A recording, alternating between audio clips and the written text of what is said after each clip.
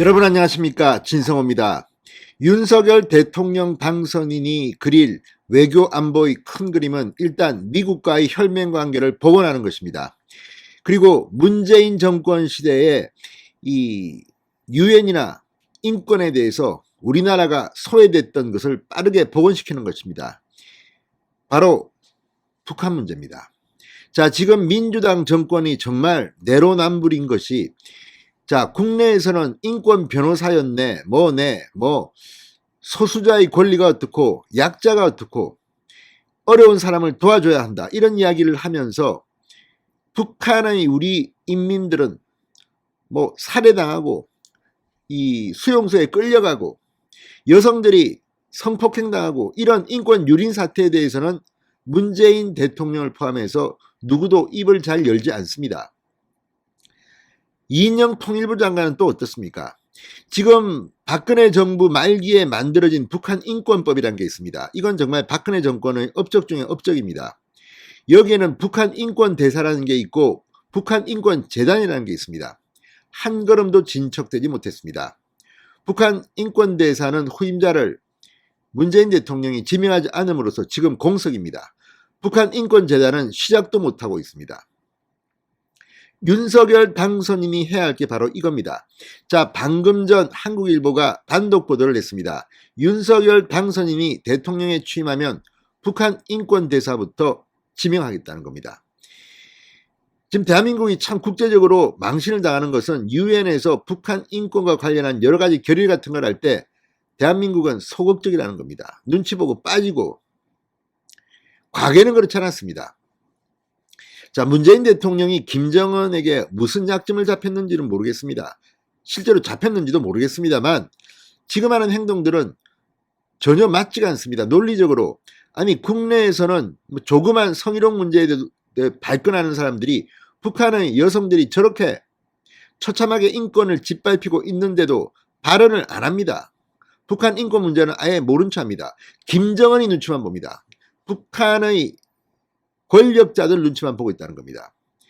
정말 그들이 말하는 인권이라면 북한 인권법부터 살펴야 하는 거 아닙니까?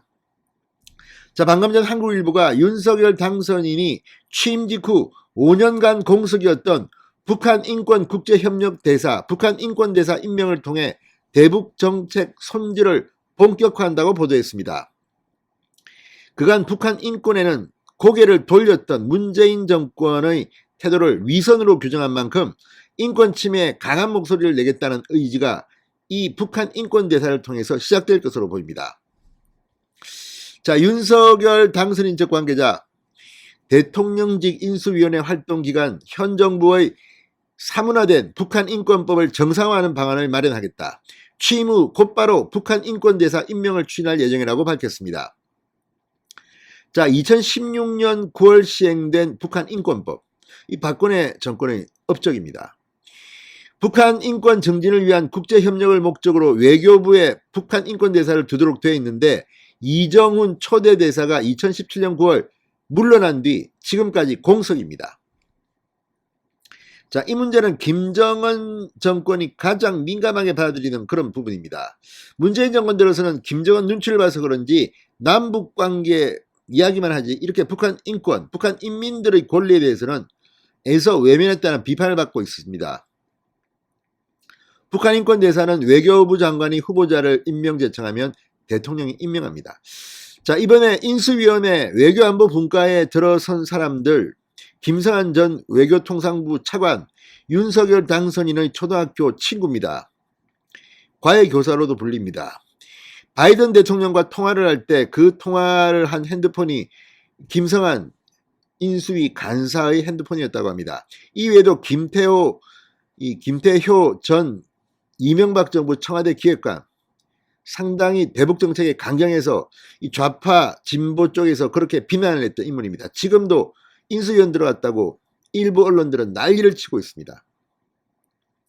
자, 어쨌든 북한 문제만큼은 바뀌어야 합니다. 적어도 문재인 대통령은 미국과 이 영국, 프랑스, 호주, 이 우방들과 서방 우방들과 이제 손을 잡습니다. 중국, 러시아, 물론 외교를 하겠지만 지금까지는 좀 다를 겁니다. 우리나라가 국격을 회복하는 길은 이런 북한 인권의 국제적인 글로벌 스탠다드에 맞는 목소리를 내는 겁니다. 지금 북한은 인권에 대해서는 정말 최악의 국가로 분류되고 있습니다. 이런데도 왜 이렇게 문재인 대통령은 눈치를 봤을까요? 자, 북한 인권 대사, 그리고 지난 문재인 정권 때 여러분 기억하십니까? 2019년부터 3년 동안 북한 인권 결의안, 유엔 인권이사회의 북한 인권 결의안 공동제안국 동참을 하지 않았습니다. 이름도 올리지 않았습니다. 자, 2020년 12월에는 군사 분계선 일대에서 전단 살포 행위를 금지하는 대북전단 살포 금지법을 국회에서 통과시켜 국제적으로 망신을 당하기도 했습니다. 자, 이걸 보면 북한 주민들의 알 권리보다는 김정은의 권력 유지가 더 중요하다고 문재인 정권은 생각했는지, 아무튼 북한에 대한 대한민국 정부의 태도는 그동안 국제적인 망신거리가 되었습니다. 이걸 윤석열이 바로 잡겠다는 겁니다. 바이든 대통령 환호할 겁니다.